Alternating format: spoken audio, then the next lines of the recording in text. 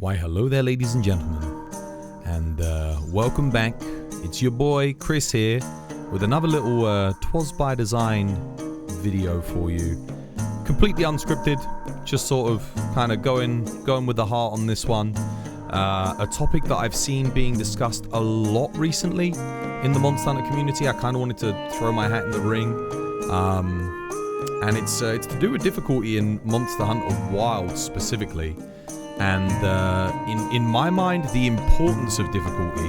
I think this topic of discussion couldn't have really come up at a better time, because I've just recently soloed Savage Omega, and by solo I mean, you know, solo with none of the NPC support hunters with me, and it really reminded me of why we need challenging hunts in Monster Hunter. And, you know, there's quite a bit of discourse around it, and I just wanted to kind of give my perspective on it, and also some of my experience on it, because, again, I have quite a big community now here on Twas by Design. There's a lot of people, certainly on the Twitch channel, and I also wanted to kind of convey some of their thoughts in it. So this is just a quick clip from the Twitch stream that you're going to see here. There's no hunting or anything like that, so, I mean, if you came here to watch, like, a video about hunting, I apologize. It's just sort of a chilled discussion video, but please feel free to leave your thoughts and ideas in the comments down below. I will very gladly read them. I'd love to get some different perspectives, or even if you share the same perspective as me, it would be it'd be interesting to hear about it. But yeah, feel free to drop us a like and a comment if you enjoyed the discussion on this video, and hopefully I'll see you on the next stream. Much love, and here comes the old clip. Do you want GOG to be harder than Savage Omega? Yes. I would be annoyed if it isn't. Kind of. Or at least get a version of GOG that is harder. Regular Omega? Yeah, it needs to be harder than regular Omega. 100%. It has to be harder than regular Omega. A Final Fantasy boss should not be the hardest boss in a Monster Hunter game. We don't want to go down that route again where, like, Extreme Behemoth was, like, the toughest boss. We never got anything harder. Like, I guess Leshen, Ancient Leshen is debatably harder than Extreme Behemoth to solo. They're both very difficult. Yeah. But again, it's not a Monster Hunter monster. That's a Witcher monster.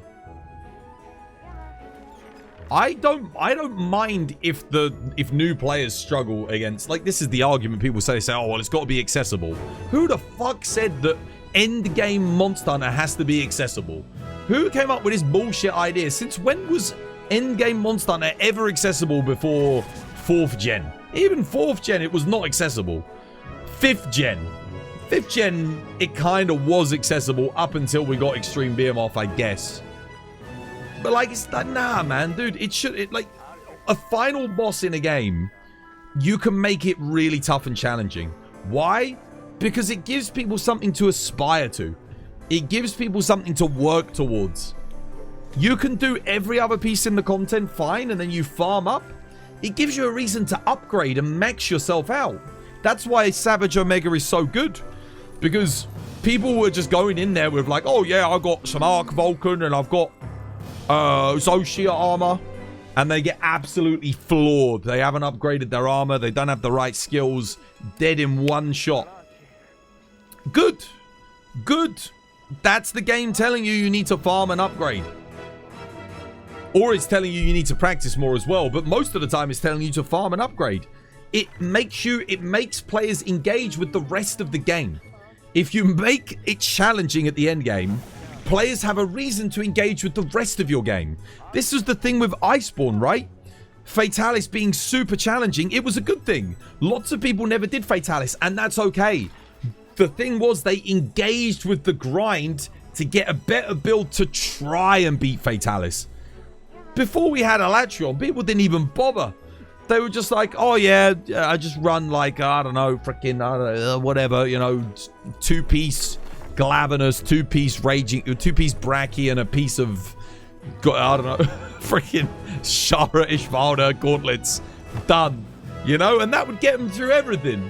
And then all of a sudden, you're like, okay, Tempered Rajang. Oh, I actually need to upgrade my build a little bit, you know? I need to farm something.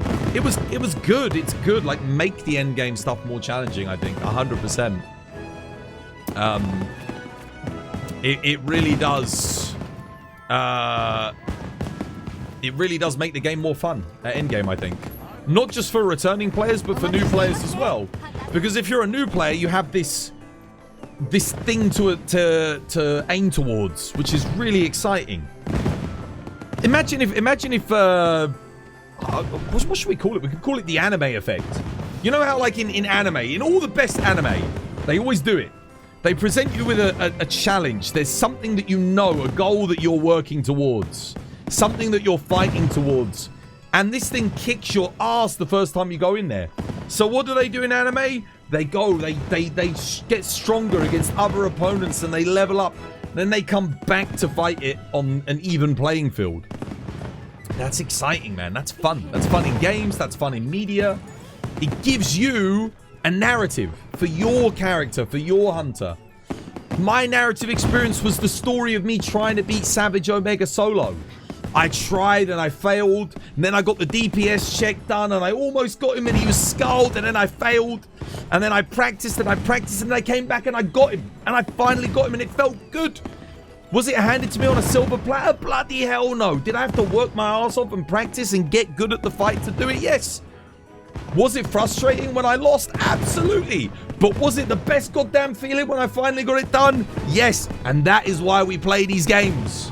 That is why we play these games. Not to have everything handed to us on a silver platter like a bunch of fucking scrub nubs. We play for the glory of victory. For the fact that we can get better at the game.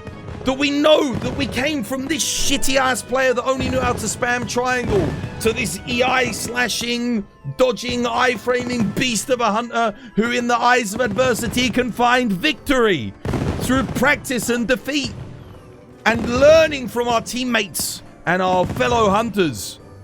That is what Monster Hunter is all about. And a pox on anyone who says that Monster Hunter needs to be more accessible and easy. That's what I say. How you doing, Kate? What time for you to come in? That's why I feel like having a high level of difficulty and challenge in Monster Hunter is important. It adds so much to the game with so little. I witnessed it myself. The amount of people, like, seriously. If you've watched any of my other streams for title updates, by this point in the title update, right? Again, we're like well over a month into the title update. My stream was dead. We had like 50 viewers left on Twitch. Why is it that we have 91 viewers like over a month in on Twitch? Why? I'll tell you why. Because it's engaging. This update still offers people a challenge. A lot of you guys still haven't soloed your Savage Omega and you're working towards it. You're getting your practicing, you're upgrading your builds. You're like, you know what? If Twoz can do it, I can do it. And that's right. You're damn right. You can do it too. Just takes a bit of work. But that's the fun of having a challenging update. If they'd made Savage Omega just like, I don't know, Tempered Arkveld, right? Okay, there's a little bit of a challenge there. Certainly for new players, they're going to find it hard. But, you know, the rest of the people, they're going to get it done. And then they're going to go, well, that was fun. And then they peace out. And they call it a day. But that doesn't happen with Savage Omega. It's not going to happen. There's going to be people like a year from now that still will not have soloed Savage Omega. And that's fine. You don't need to do it. It's just something that's there that you can aspire towards. And you could be like, God damn, dude, one day I'm going to be able to solo that. I'm going to get good enough. I'm going to practice. It's exciting. It's fun. It means even when you've farmed every single item in the game, there's still something there for you to look forward to doing. Savage Omega feels so good to beat it. Yeah, exactly. It feels amazing. You did it solo, but after that, you stuck with the team effort. Yeah, why not? You've done it. You've got the badge. You've got the bragging rights. You've earned the rights to say that you did it.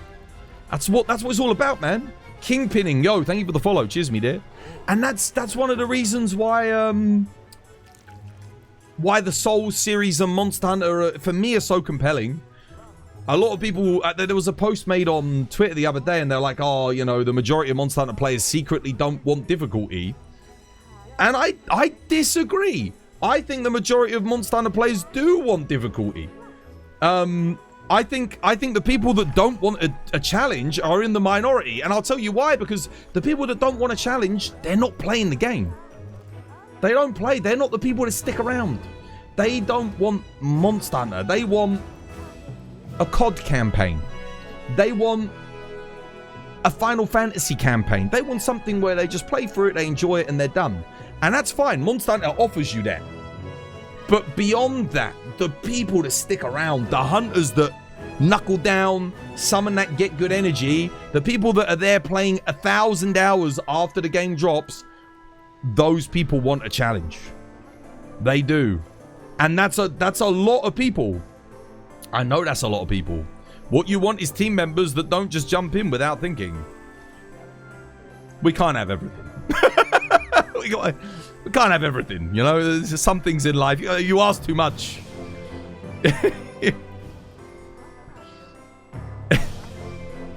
You ask the impossible.